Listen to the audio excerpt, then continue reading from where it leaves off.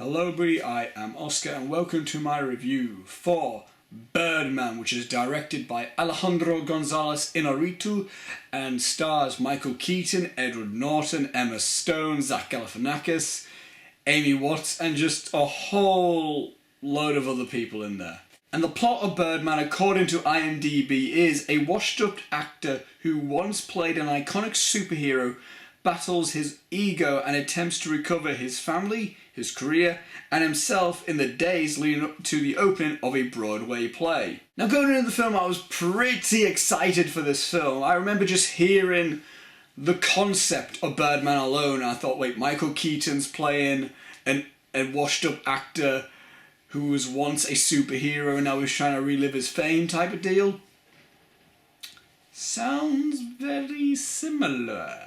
But what got me even more pumped was that I watched Alejandro Gonzalez Inarritu's Death Trilogy before this film. His Death Trilogy including films such as Amores Perros, 21 Grams and Babel. And just a quick summary on my thoughts of those films. I think Amores Perros is a masterpiece, I think. I think it's up there as not only one of the greatest foreign films of all time, but one of the best made films ever. 21 Grams I like just a little bit more than Amores Perros. So everything I essentially just said about Amores Perros, just a little bit more.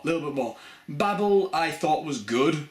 I thought it was a very well directed film and everything. I thought it was a good film, but nothing that stands out of my mind. And that just made me even more pumped for Birdman. And as I walked out of the cinema from Birdman, I had a feeling that I have never actually had for another film before.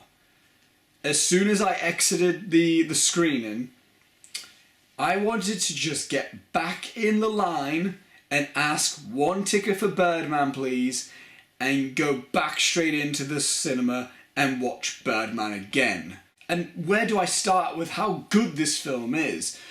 How about we start with the acting, shall we?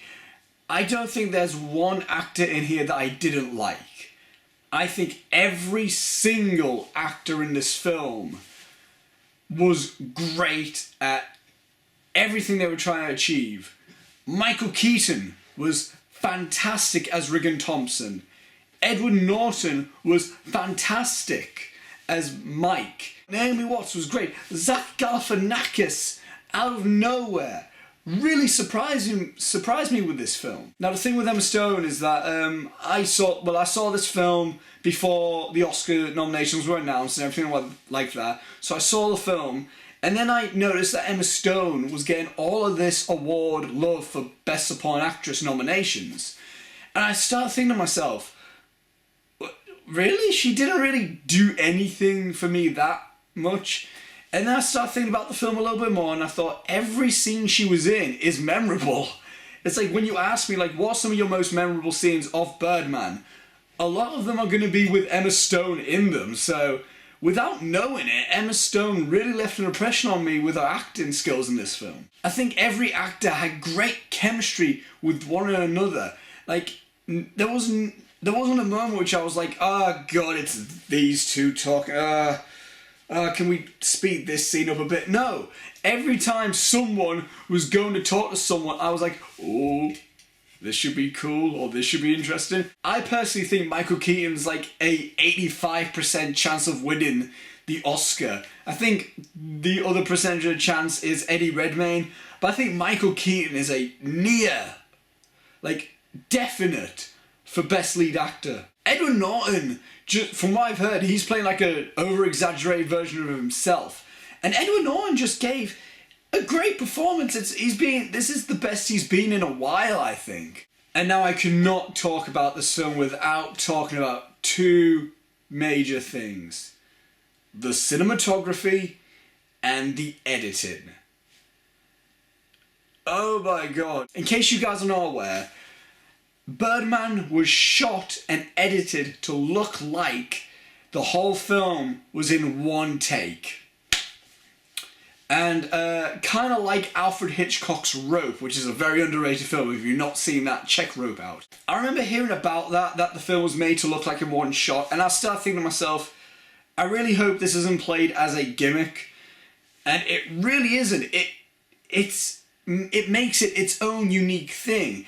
And the editing to make sure it looks like it's all in one shot. I'm surprised that it wasn't nominated for Best Editing in the Academy Awards. And people who go like, well, the editing wasn't that noticeable. It's like, that means it deserved the nomination. The editing was not noticeable. It made it look like it was all in one shot. I don't know how they did it. I mean, there are some moments which it goes to like, there's like a frame of just blackness. So it's like, okay, there's probably a cut there, and there's like clearly a shot where it's like a zoom, or like Emma Stone's hair brushes past the camera, and like, okay, they cut there. But most of the time, I was like, I cannot tell where the cuts are. I was just amazed at what Inarritu and the cinematographer Emmanuel Lubetsky, I think that's his name. I'm just amazed what Alejandro Inarritu, the cinematographer and the editor, could do with this film. This film is definitely a technical achievement indeed. And from the way this film was shot and edited, the film just felt alive. Like that overall, that's what I can give huge praise about this film. This film just felt alive with like the energetic performances by all the actors, with just the constantly moving camera, and just the tone of it, and the amazing soundtrack. Oh my god, this was such a good soundtrack. The soundtrack was essentially just improvised drum solos, which just pumps energy into this film, and it pumps energy into the audience, and that is the biggest thing I can give this film. This film just feels alive, and it's just full of energy, and it feels like everyone that's a part of the making of this film wants to be there and make it. I just feel passion through this film. Through the screenplay, the directing, the acting, the cinematography, editing, the soundtrack, everything about this film just oozes passion and oozes energy. What this film did from a story point of view really spoke to me. Mainly after watching the film, and letting just the film sit with me for a while. There were moments in the film that really spoke to me.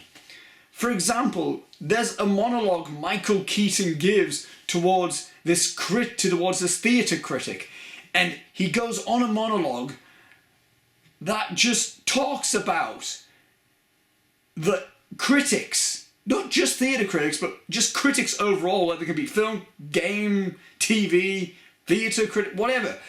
Just critics overall, and he goes off on one, and he goes off like, all you do is use big words, and you don't talk about structure, you don't talk about all this and this and this.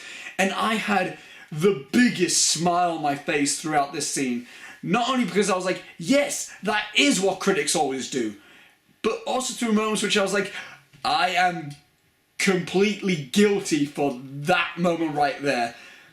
I mean, sometimes I'm like, I'm just going to use a big word to sound complicated and sound technical and everything. And there was another moment that just, this one really, really got me right here. This one really, really connected with me.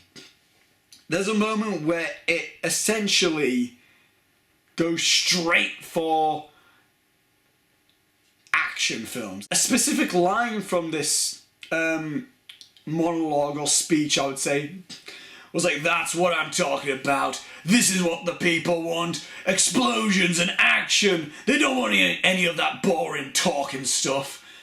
And that is instantly when I went, oh my god, this film gets me. It was just absolutely outstanding. And then that's when I started thinking, I guarantee you that as soon as that moment came on, a lot of the audience would have been like, oh, explosions, and not paying attention to what is being said. And these people are like, oh yeah, finally some cool action. Oh, that looks really cool. Guarantee you people would have started paying attention right there and then. And I can tell you right now, the people who are walking out of this film and people are saying, this film was awful, it was absolutely terrible, it was stupid. I guarantee you, those are the same people that went to see Transformers 4 over Edge of Tomorrow. I can guarantee you, the people who say that this film is stupid are the same people that give Michael Bay money. And just, along with the critic monologue and that really, really, I was like, I get it. And I just connected with it instantly. And another thing about this film that I really like is the fact that it's an artsy film, but it's got a plot, it's got a story, it's got good characters, it's got an artistic style to it. That's one. It's got an artistic thing. It's being like, oh, we're going to do it all in one shot, and you know, all that. We're going to make it look like it's all in one shot.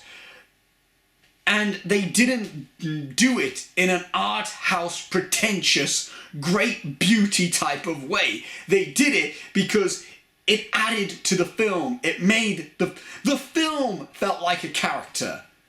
The film itself felt like a character.